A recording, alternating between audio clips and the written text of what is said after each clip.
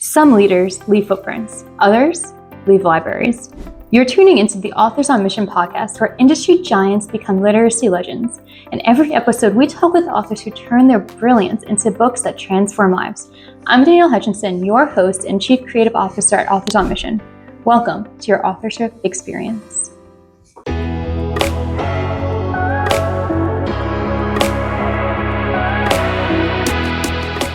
Okay, everybody, welcome to another episode of the Authors on Mission podcast. I am thrilled to be speaking with Marcia Heath, author of the captivating new book, Little Giant, the story of Aruba's surf shop and the rebels who built it. So this conversation is going to be really fascinating because Marcia's journey to becoming an author is almost as compelling as the story she tells. After decades in corporate America as a brand strategist and editor, helping others find their creative voices, she had what she calls a mango tree moment, a conversation under a mango tree in Aruba that completely changed the trajectory of her life, and what started as curiosity about two friends who left impressive careers to open a surf shop became a years-long deep dive into friendship, authenticity, and what it really takes to build a life on your own terms. So it's going to be a very powerful conversation, and I'm looking forward to it. Marcia, welcome to the Authors on Mission podcast. Thank you, Danielle. I'm really delighted to be here. Of course. And, again, like I said, your story is just very compelling, and I think it's going to be very interesting to our listeners because at the end of the day, we all want our own mango tree moment, right? Yes. So I'm wondering if you'd like to share a little bit about that. Take us back to that mango tree moment and what exactly happened there and what made you think I have to chase this? Okay. Well, I remember it very, very well. It was it's always hot in Aruba, but the trade winds were blowing like crazy. And I was sitting under a mangrove tree, but also there were many other trees around. And I'm talking to my stepson. And I just arrived in Aruba from COVID. And I spent COVID sort of trying to figure out why was I not happier? And why was I not more grateful for the life I already had? And so I was sitting there and feeling the sun and feeling the wind and thinking about going surfing or watching the surfers the next day. And he said something to me that sent shivers through my body, if that's possible, in the heat of Aruba. And he said that even though Aruba had been devastated by COVID, he and his partner, Yair, his business partner, were happy. They were still best friends, and the shop was doing extraordinarily well. And so I looked at him and I said, why are you so happy? What is it that has led to this moment in your life where you can say those incredible things at a time of devastation? And so that became the initial sort of irrational, perhaps, reason for writing the book. Is here I was, a non-athletic, non-surfing, older woman living in the state of Maine, and I was about to embark on a book about Aruba and surfing and surf shops and retail, none of which I knew a thing about. Yeah, so that's something that's really compelling because then you kind of had to dive in and learn a little bit more about that sort of thing, I would assume. And it's really funny that it came out of the COVID times too, a time that I think a lot of different people were also feeling very similar to you. So it's really cool to see that you kind of shot down a whole new path right after that. So really cool stuff. What's really funny is I actually just came back from Aruba myself about a week ago. We were traveling in South America and stopped off there on our way back here to the States. So it's funny because I can kind of see the scenery that you might have, been around, and I could picture exactly where you were in that moment. So yes, really that's terrific. Yeah, I wish I'd known about this first. I would have tried to find the Bula surf shop. Is it still running today? It is, right? It is. It's actually it's a new location on the harbor, and it's absolutely beautiful. It's like walking into a boutique on Fifth Avenue or something. It's just all custom wood and custom everything, and it's just an extraordinary place. And people seem like they're always happy there. And that's what struck me too during the book. One happy island, right? Yeah, one happy island. It wasn't just a promotional idea. Right. So really cool. Next time I'm going to have to definitely stop by and check it out. And everyone listening to it gives you more reason to go visit Aruba, right? Yes. Yeah. But, a little bit more about the book itself then. It kind of does break the mold of a typical business biography. It's more like a friendship story. So was that intentional in the planning? Well, the book was like this big block of stone that I kept chiseling away at, and different stories revealed themselves the deeper I got into it. So the first stone I thought I was working with was the business story of a surf shop that never should have survived. There was everything against it. The two guys left incredible careers. They had no clue about retail. They had virtually no money, and they had incredible idealistic ideas about running a shop. They wanted to be support the locals and be kind to everybody, and serve the community, but have fun and stay friends. So that philosophy sort of went counter to all the usual rules we hear about business, like be aggressive, expand, think about profits all the time. They were not in that mindset at all. And so I thought, well, this is going to be anatomy of a business miracle. I'm going to dissect why this shop survived. Well, the more I got into it, the more I realized it was about a surf shop, but it was really about courage. It was about the courage they had to leave successful careers because they were miserable and redefine what they wanted in their lives. They said, what do we want to do? What would make us happy? What would blur work and play? How can we stay best friends? All those what ifs went into this business, and they created a whole new script for themselves, which is exactly what I was trying to do in my life after COVID. I lost my script. I'd been successful for years, but then I didn't feel successful anymore, and I was struggling. And so I thought, these guys, the adventure that they had will give me a sense of adventure. And that became more the impetus behind the book.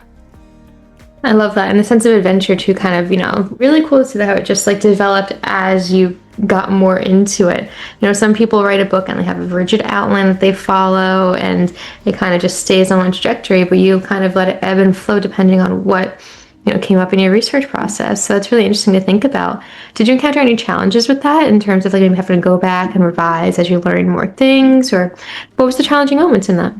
Oh, there were huge challenges in that, because I came from traditional book publishing. I was an editor, and I'm kind of I wouldn't say I'm a rule follower, but I like to see the path ahead of me. And so I went into this thinking I had this watertight idea, and then it started falling apart. And I realized that the universal story, the story readers might want to read, was very different than what I was writing. And so I went deep into research. And at one point I had 1 million words of unfinished chapters and research. And because I figured for this story to appeal to readers, it had to be more than just a local surf shop story. It had to appeal universally to people, and I had to draw out lessons. So at that point, I threw up my hands and said, what the heck am I doing? Or stronger language than that, perhaps. And I just gave myself permission finally to say, in the past, you've always tried to have a watertight outline. This is not one of those. You've got to keep going. Just keep going. The story will reveal itself. Trust the process. And that's what I always told authors when I worked with them, but I never did it myself. So now I had to turn it around and really trust the story would reveal itself. I love that. Yeah, and that's a really cool quote too. Trust the story will reveal itself. It's actually something should be like a slogan on a notebook or something. I think. Really cool. So I'm wondering if you came across anything super surprising in your research as you were going through it. I mean, you were interviewing the community for years. Anything that was unexpected? Anything unexpected? I think I had done a lot of interviews in my career before, and I always loved doing interviews. And usually they were profiles of people who were really famous already.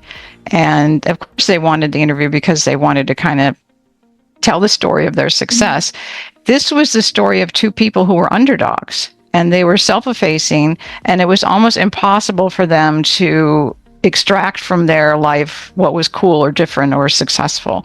And so I had to rely on outside people to round out the story. Their wives, for example, were very helpful about why these two guys are such genius business people and friends. And their community rallied. I mean, I've never seen such enthusiasm for interviewing. Most people kind of come to interviews with, oh my God, this is going to be a trial. And, there's nervousness on both sides in an interview, the interviewee and the interviewer. But this was a very open, warm-hearted experience of interviewing people about Bula, because it was like the love they had for these two guys came through, and they were talking about their family almost. And that made interviewing so interesting and surprising, because I got things out of people I never expected. It's really interesting, and it's great to know that community spirit really did rally together, because, I mean, you could either have it be that one, person thinking it's going to be like their own trial, like you said, but it makes it so much more welcoming when people welcome you with open arms to talk about it. Yes. So yeah, that's great. So diving into more of, the writing process itself, I'm wondering, what was the balance between, being a journalist, telling a story, while also processing your own transformation at the same time? Because it kind of was collaborative, right? Mm-hmm. Kind of. Could you say that one more time? Sorry. Of course, like how did you balance, being the journalist, taking all these stories while also processing your own transformation as well? Because you mentioned like, this was a time like right after, COVID and some trials for yourself, and you kind of were building yourself up at the same time as writing. Is that correct? Or perhaps maybe I'm off base a little bit there. Let me know. But what was it like for you? Okay, I think that's a really insightful question, and I'll try to answer it with some insight too. I will say that the transformation happened in the process of writing the book. It wasn't as if I came to the book transformed and wanted to tell that story.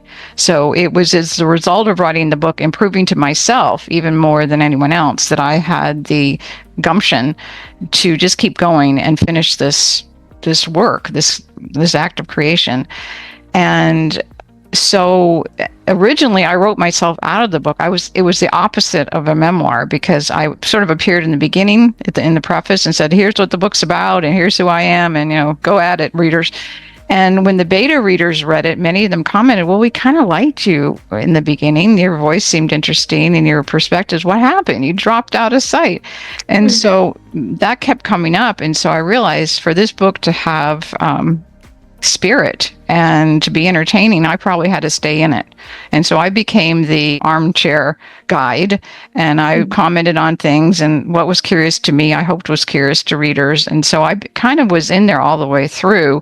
And at the very end, I talked about how the book opened up so many doors for me, because I had been walking in shoes that felt way too small before, because I'd never allowed myself the chance to write a full-length book, and here I did it. And so then other doors opened, like the documentary. So it became this whole process of self-discovery, almost against my will, to answer your question. Yeah, thank you for that. I know it's a little bit of an unusual question, but I feel like it fit for the topic that we're chatting about today. So really cool stuff though. But you did mention being a, quote, lifelong overcomplicator. So I'm wondering if that also affected the writing process a little bit.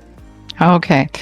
So because I realized I was a lifelong overcomplicator by seeing these two guys who had the ability to just simplify life to its most essential, important elements, I decided that I needed to do the opposite of what I had done in the past in terms of trying to write a book. So I did sort of the Seinfeld. I don't know if you saw that Seinfeld episode where George said to Seinfeld, well, whatever my instinct is, it's always wrong, so I'll do the opposite and then I'll be right.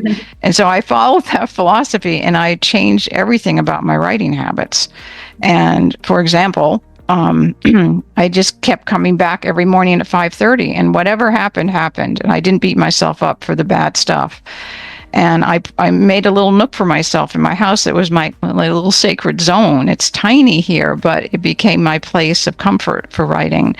And I reached out to people for help, and I'd never done that before. I was thought, hey, I'm an editor.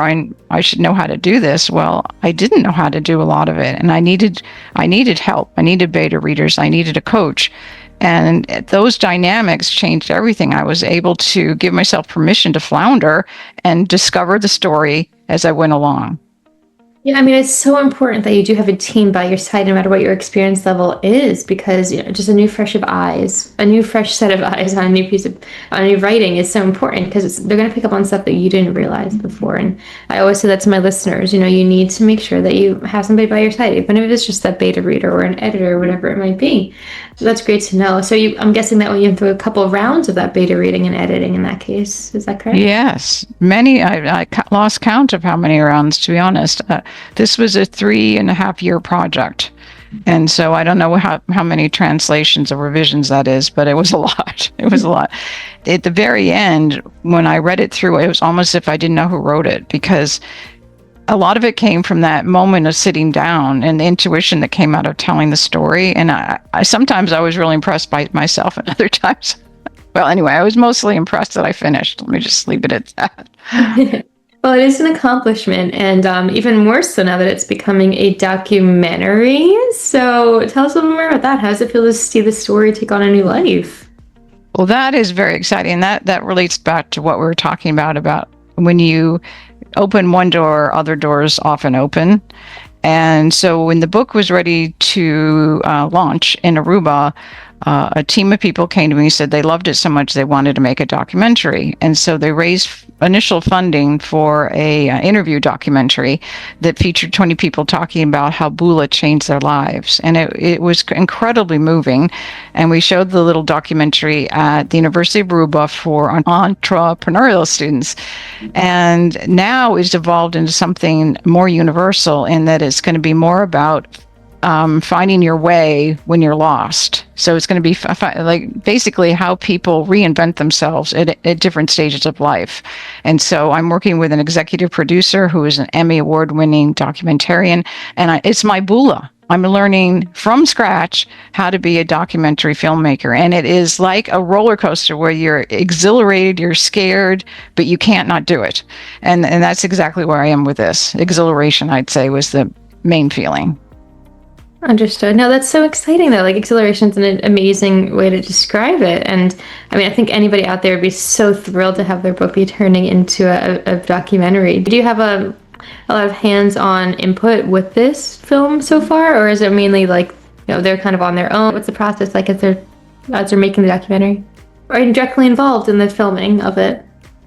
Oh, yes. And not only involved as in being interviewed by people, but also doing my own videos, like a personal diary, which is it's so interesting and different because it's really showing my end of the story, how it transformed me in a very real way. And so there are a lot of threads to this, to answer your question. I'm not sure how it's going to come out, but I'm very excited about it. Yeah, and you definitely should be. And so if people do want to stay up to date with the progress of the documentary and perhaps get in touch with, your future works, where's the best place they can find you and get connected? The best place would be go right to the book site, which is very simple. It's littlegiantbook.com. And if you join my newsletter every month, I send a quick update on how things are going, including on the documentary. And I would absolutely love people to join that community.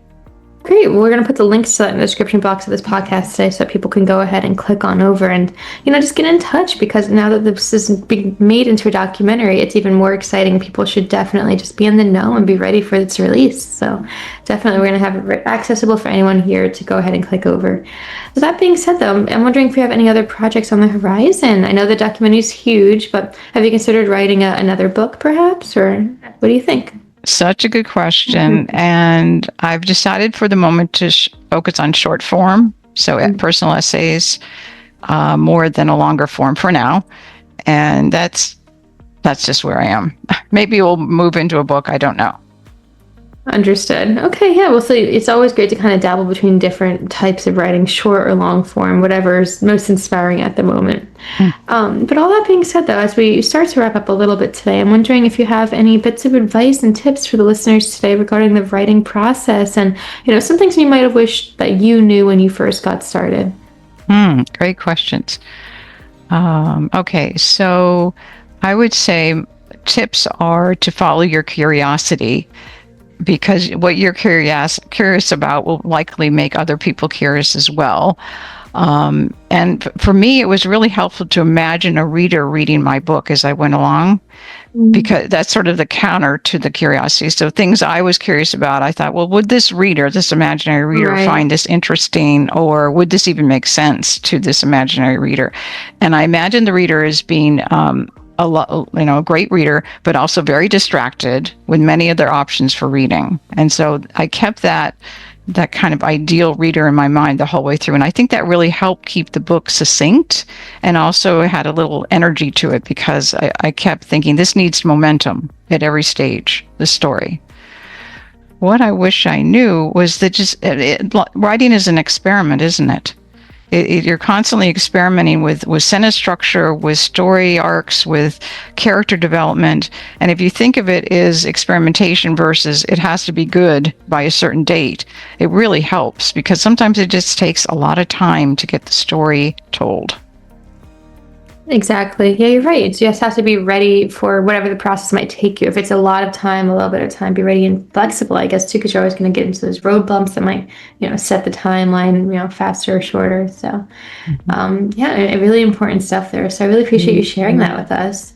So I'm wondering if you have any other bits of advice you'd like to share today, or if perhaps, do you have to have a copy of the book with you by any chance? Well, yes, I do. Did you want to see it? Yeah, let's give it a shout out. I think it's always important. Okay.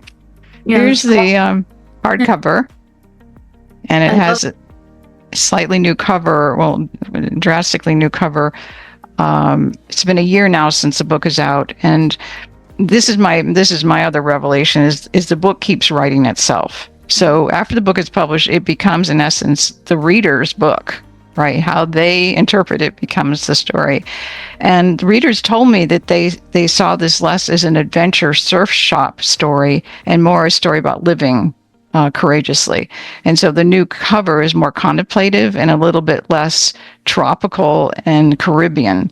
So I really admire, but also am grateful to readers who've written in and commented on the book because they've told me a lot about the story from their point of view.